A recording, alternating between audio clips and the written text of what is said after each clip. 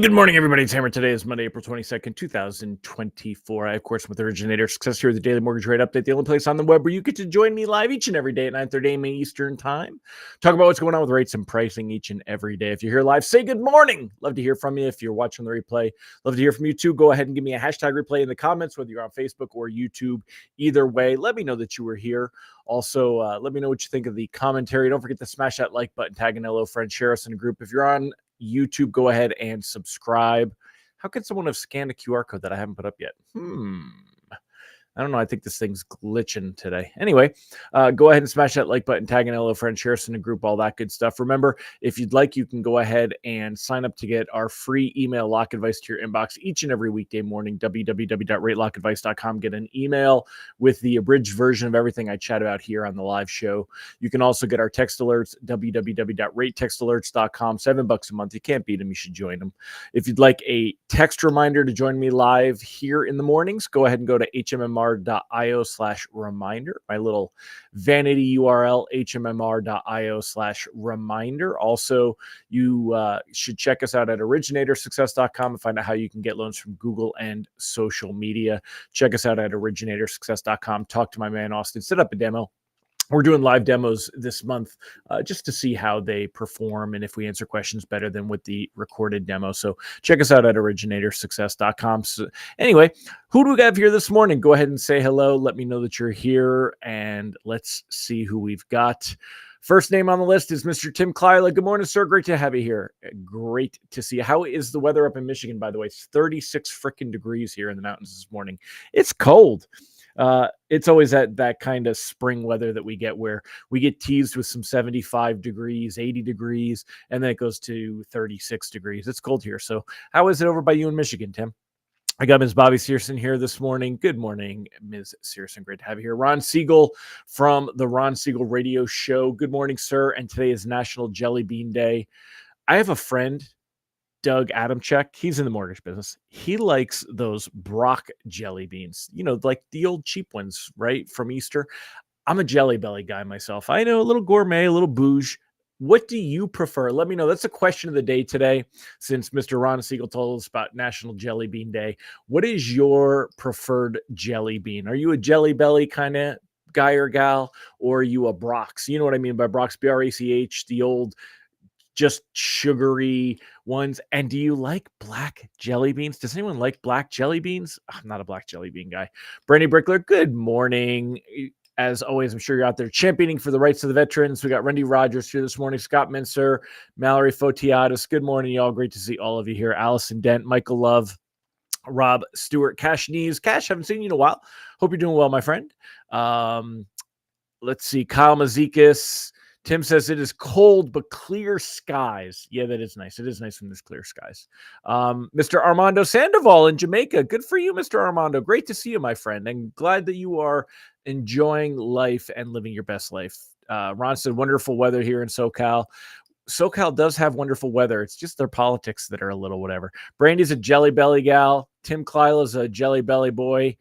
Cash Knees is a Jelly Belly, right? See, we're gourmet. We're bougie, us mortgage people. Ron Siegel, he likes the Jelly Bellies too. Christopher Thomas, Jelly Belly all day. Flavored popcorn in his booty, though. Love black licorice. Oh, Christopher Thomas, black licorice. Yuck, yuck, yuck, yuck, yuck. Bobby Searson, also black jelly bean fan. I'm with Ron Siegel. We say no to the black beans. So anyway, I guess I should start talking about rates and pricing. It's been freaking 5 minutes, but I'm just catching up with y'all. It's great to have everybody here today. So, all right, let's go ahead and pull up the screen. Let's talk about what's actually going on this morning. Here you go. Right now, mortgage-backed securities down about 3 basis points on the day.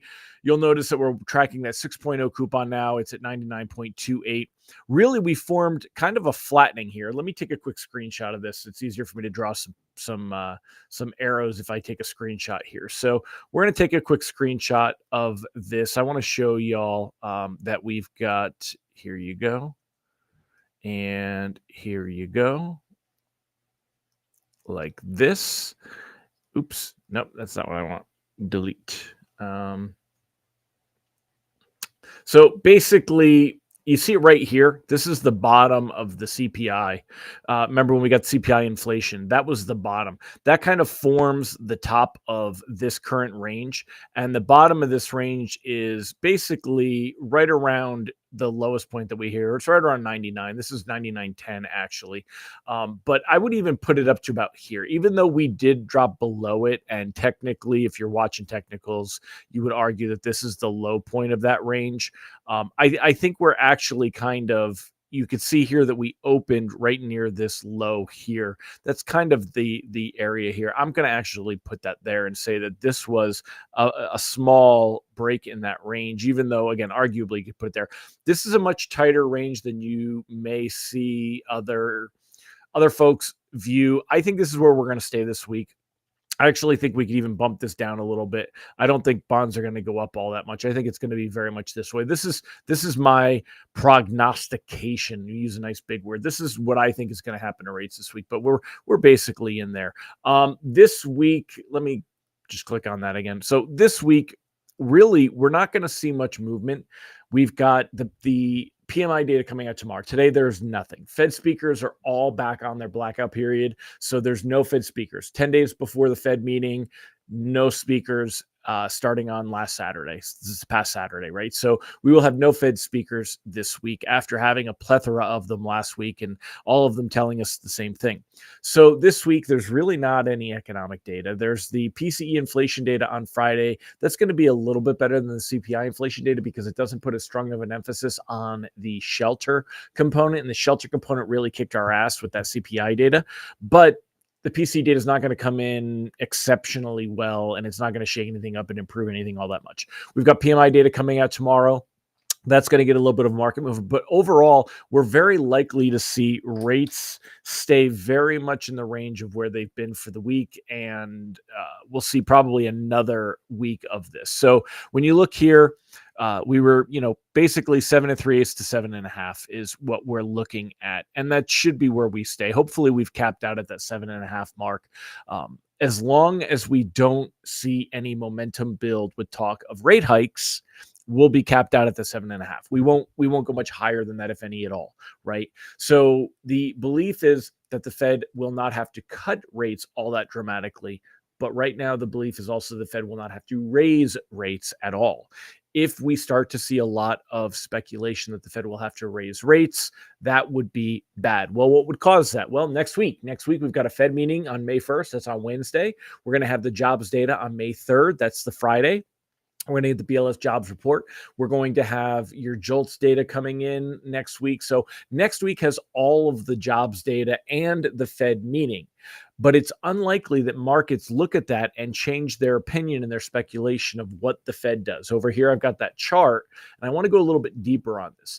But then we've got the next CPI report coming in as we get into May and things like that. So right now, though, let's really just kind of look at where we stand. And as long as this stays the same, rates will stay relatively the same. Again, we're not in a position to see rates improve tremendously from here, even a little bit from here. They're not going to get that much better. Floating has a lot of risk. If you're closing near term in the next couple of weeks, you want to be locking when you find a rate sheet that you like better than others. You want to consider locking. There's very little upside to floating a loan that closes over the next 2 weeks. You'd have to float into next week's data, and there's a lot of risk to that, a lot of risk. So I wouldn't suggest, if I had a loan closing between now and the first week in May, the first couple of days in May, I'm locking it up at some point. No big urgency, but I would be locking. Anything that's closing later in May after we get the Fed meeting, the jobs data, maybe the next CPI, that's the only shot that we have of improving. So I'm cautiously floating there, but I'm watching for signs that things are not going well. Now, let's take a look here and kind of work our way back. So right now in May, markets say there's basically no belief that we're going to have a Fed rate cut, 5.25 to 5.5. They use a range. That's what we're at. The 5.25, we're going to call it, right? As we get into June right now, markets say, well, there's about a 15 or 18% chance, well, 17% chance that we could see a rate cut in June. There's an outlier thinking that the data could basically crash, right? And that we'd have to see this data totally give out. Good morning, Mr. Alan Christian, by the way. Also good looking. So we would have to see that happen. That's kind of what markets are saying. There's a chance. It's kind of like that old Dumb and Dumber movie. So you're saying there's a chance, right? In July, the expectation for the July numbers. Now, this is where we see that markets are like, okay, this is where there's actually a possibility that we could see the economy slow down over the next few reports. We can see some labor data, some economic data that shows some weakening. Maybe the inflation gets another catches a second wind and starts to improve again. There's about a 40% expectation that we'll see rates lower by July. 40%, not huge, but that's where it starts. That's where we're starting to see it right there. Now, and as Ron says that there are signs of a slowdown. The question is, will they hit the headlines? And yes, Ron, there are definitely signs of a slowdown, but there's also, I could argue, enough signs on the other side as well that it's there. Based on the fall is starting based on today's report for Danielle, commercial real estate starting to hurt, hotel occupancy for finer hotels dropping prices. Yes. But again, that's not going to be mainstream enough for that. So I want to keep going with this piece here. You keep typing away there, Ron. So on September, we've got the expectation. Here we go. This is where we have the first, majority that we'll see a rate cut. Only a 30% expectation, a third, that we will be still at 5.25. About 45% will see our first cut, and then there's a little outlier, about 20%, that think that we will have seen either a second cut or a deeper cut when we get to September. Now that's months away. We're only in April, right? The end of April. This is September 18th. So you've got April to May, June, July, August, September. This is 5 months. There's a lot that can change in our speculation from this, right? November, expectation, again, that we're going to see those cuts here. And then December, that we're doing that there. So, that we're down. It's only about 15% believe that we would still end the year.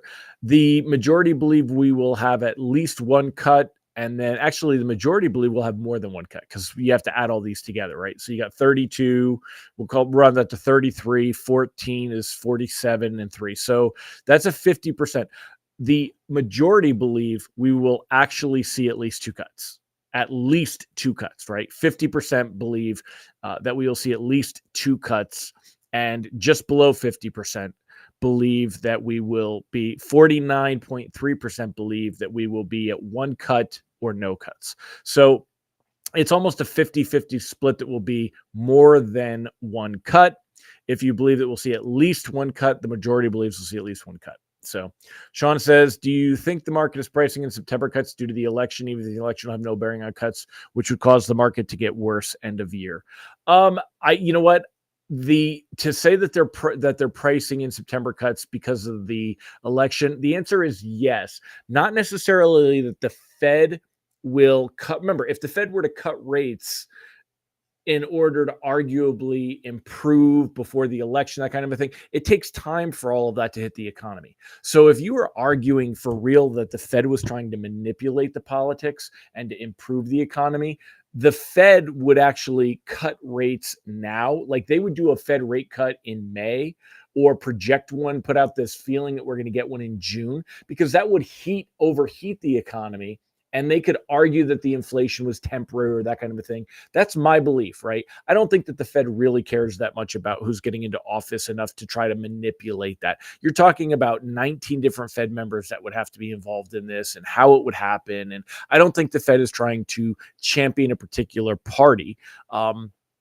As much as they're looking at what will happen based on who goes in there and what effect. We know that who gets elected president is going to change the outlook on the economy. So I do, Sean, think that it does come in, but I don't think that the cuts are timed in order to be in part of the election. I think that markets believe that a September cut is warranted because of what makes sense for getting them in before the end of the year, also where the economy slows down and different things like that. So,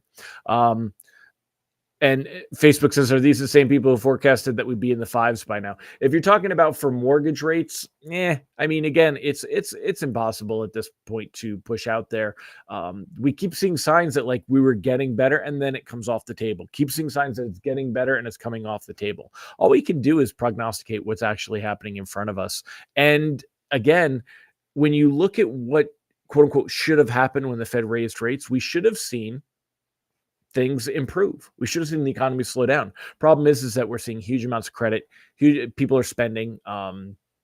So that's there. Anyway, we are 15 minutes and 30 seconds in this morning. I'm going to go ahead and wrap it up. So we're going to, as always, this is what I use as a primary focus right now when I'm sharing what I think is going on, because everything is a reaction to whether the Fed is going to cut rates, or if we were to see the idea of hike rates, that would blow up mortgage rates. We won't see mortgage rates go up to the September or to the last October's highs unless talk of hiking rates were to improve. This week is likely to be a pretty quiet week. The only thing we may see some movement on is if markets are kind of left alone with their thoughts.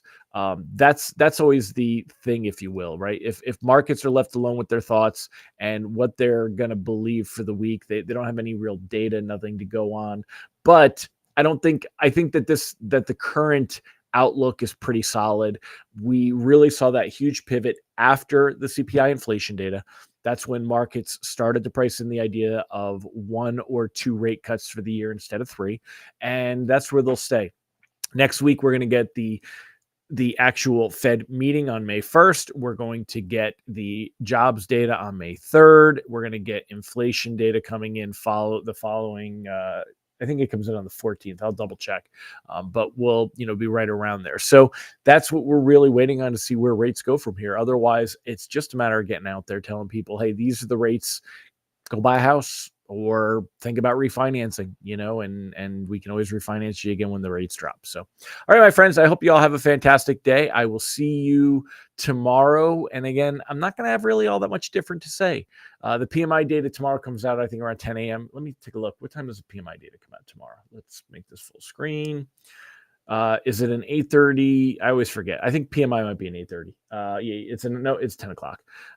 It is. So PMI comes out around 9:45 actually. So we're not, it'll be like right at the end of the show that we'll be talking. We'll see if there's any reaction to the PMI data. And that's the biggest report for a while. There won't be anything else really going on until that PCE data comes out on Friday. So I think it's Friday. Is it? Yeah, it's Friday. All right. Well, that's it, my friends. I'm going to wrap it up. You guys have a fantastic one. I'll see you tomorrow. Bye-bye.